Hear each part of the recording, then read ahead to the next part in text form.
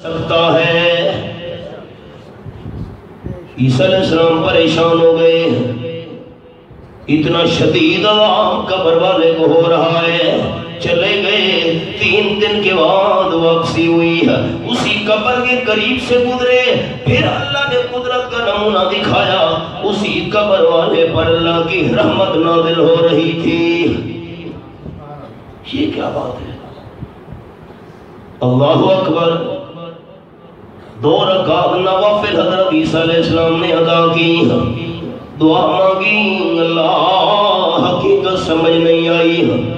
3 دن پہلے عذاب، 3 دن بعد تیری رحمت، راز کیا ہے میرے پروردگار؟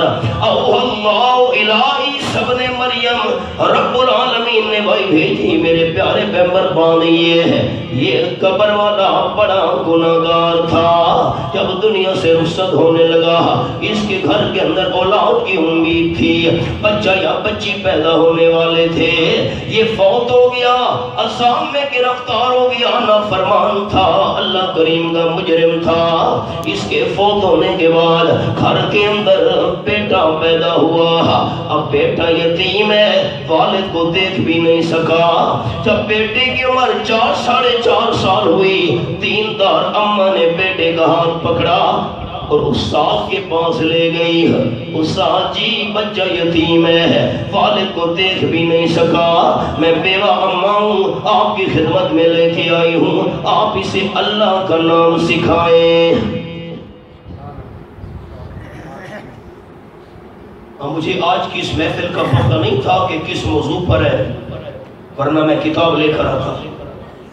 کتاب میرے پاس ہے اور میں الفاظ نقل کروں میرا دل گھبراتا ہے، لیکن سناتا ہوں۔ نقل کفر نہ باشد۔ آغا خان ہاسپٹل کراچی میں بہت مشہور ہے، میں نے بھی دیکھی ہے اندر سے جا کر، بہت مہنگا ترین ہاسپٹل ہے ملک کا۔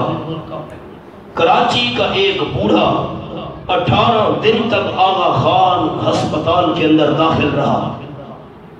اس کا ایک ہی بیٹا تھا اور بیٹا امریکہ میں تھا۔ 18 سال موت و حیات کی کشمکش میں وہ بوڑھا رہا اور فوت ہو گیا۔ بیٹے کو اطلاع کی گئی تیرا ابا دنیا سے چل بسا ہے تو آ۔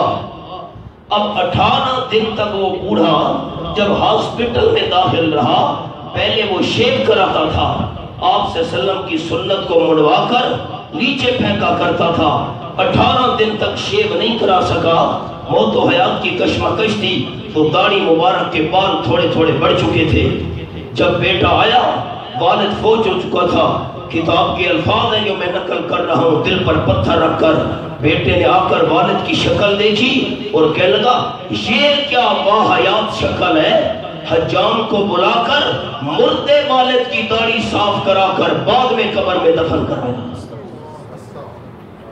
جب انسان اولاد کو دین سے محروم رکھے گا تو موت کے بعد انجام یہی ہونا تھا نا۔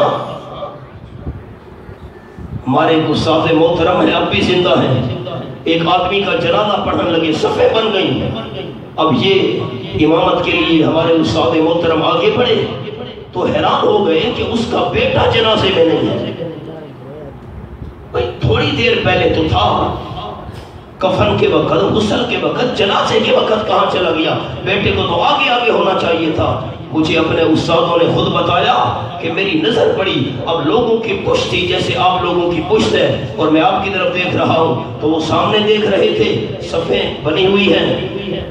بیٹے کو دیکھا، دور جھاڑیوں کے پیچھے چھپا ہوا بیٹھا تھا۔ اتفاقاً نظر پڑ گئی ہمارے استاد سے، بلایا، اس کو لے آؤ، لے آئے، سر جھکایا ہوا۔ ہمارے استادوں نے پوچھا کیا بات ہے، آپ جھاڑیوں میں کیوں چھپے بیٹھے ہیں؟ اس نے سچ کہہ دیا، مجھے جنازہ نہیں آتا۔ ساری مال جائیداد پیسے کوٹھی دنیا کا وارث بن چکا ہے، والد کے جنازے سے محروم ہو رہا ہے، جنازہ نہیں آتا۔ مخزن اخلاق والے نے لکھا، دیندار دوستو، ایک آدمی کو بادشاہ نے اپنے دربار میں بلایا، یہ بتا 1 من اگر تل ہوں، چھوٹے چھوٹے تل، ان سے کتنا تیل نکلے گا؟ اس نے کہا جی ایک سیر، اچھا ایک سیر تل ہو کتنا تیل نکلے گا؟ ایسے گھٹاتا آیا، بادشاہ نے کہا ایک تل ہو اس سے کتنا تیل نکل سکتا ہے؟ بندے نے کہا بادشاہ سلامت ایک تل سے اتنا سارا تیل نکلے گا کہ سوئی کی نوک بمشکل اس سے تر ہوگی۔ بادشاہ نے کہا بڑا تو اپنے فن کے اندر ماہر ہے، یہ بتا کچھ دین بھی تو نے سیکھا ہے؟ کہ نہیں جی میں تو دین کا واقف نہیں ہوں، دین نہیں سیکھا۔ جاؤ اس کو قید کر دو۔ جب سپاہیوں نے پکڑا اور لے جانے لگے جیل خانے کے اندر، محسن اخلاق والے نے لکھا میرا درد دل سنیے، اس کا ایک چھوٹا بچہ بھی ساتھ دربار میں کھڑا تھا، آگے بڑھا، بادشاہ سلامت میری ایک چھوٹی سی گزارش ہے۔ بادشاہ نے کہا بیٹے بول کیا کہنا چاہتا ہے؟ اس نے کہا بادشاہ سلامت اگر میرے والد نے دین نہیں سیکھا تو والد کا قصور نہیں ہے، میرے دادے کا قصور تھا۔ والد کا قصور تب ہوتا جب یہ مجھے دین نہ سکھاتا، یہ تو مجھے قرآن و سنت کی تعلیم کے لیے بھیج رہا ہے، یہ تو مجھے دین سکھا رہا ہے، اب اس نے دین نہیں سیکھا، اس کا قصور نہیں، دادے کی غلطی ہے۔ بادشاہ خوش ہوا، کہا اس کو رہا کر دو۔ بچہ پھر آگے بڑھا، اس نے کہا بادشاہ سلامت ابھی میں نے قرآن و سنت کی تعلیم حاصل کرنا شروع کی ہے، میرا والد دنیا والی تکلیف سے بچ گیا ہے، جب میں نے مکمل دین سیکھ لیا والد آخرت کی تکلیف سے کیسے نہیں بچے گا؟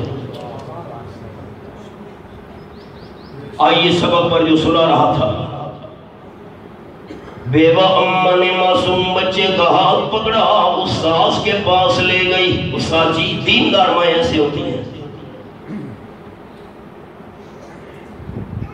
واقعات آپ سے دور نہیں ہے اور آپ جانتے بھی ہیں ان کو، حضرت مولانا عبدالرؤف صدیقی سے واقعات میں ہوتے ہیں۔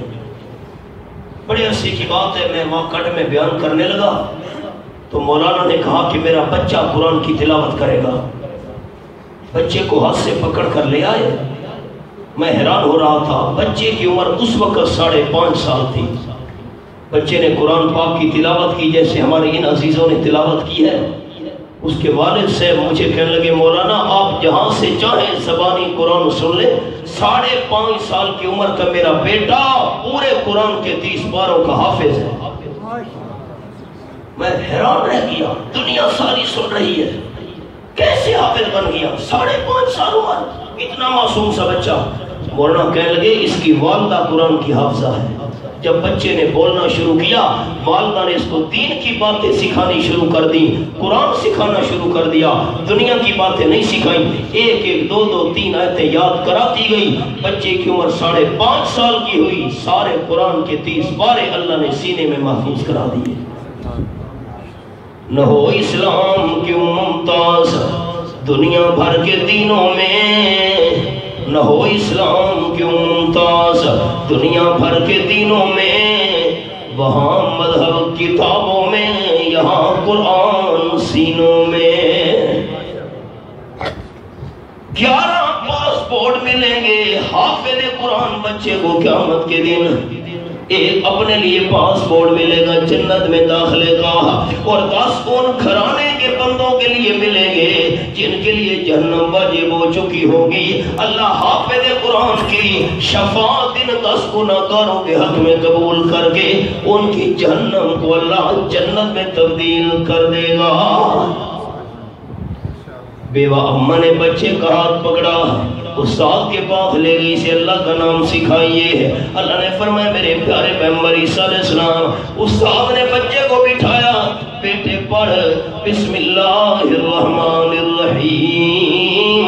یتیم بچے نے اپنی میٹھی اور توتلی زبان سے پڑھا بسم اللہ الرحمن الرحیم۔ اللہ نے فرمایا مجھے حیا آ گیا کہ جس کا یتیم بیٹا زمین کے اوپر میرا نام لے رہا ہے، اس کے والد کو زمین کے نیچے عذاب کیسے دوں؟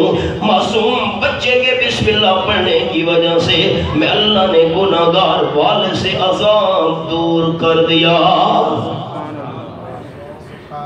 ان ہمارے عزیزوں کا اندازہ لگاؤ، ہماری بیٹیوں کا اندازہ لگاؤ جنہوں نے 1 2 3 کے عرصے میں قرآن پاک مکمل کیا، حفظ کیا یا ناظرہ پڑھا، اور جنہوں نے حدیث پاک پڑھی ہے، انہوں نے روزانہ کتنی دفعہ بسم اللہ شریف پڑھی ہوگی؟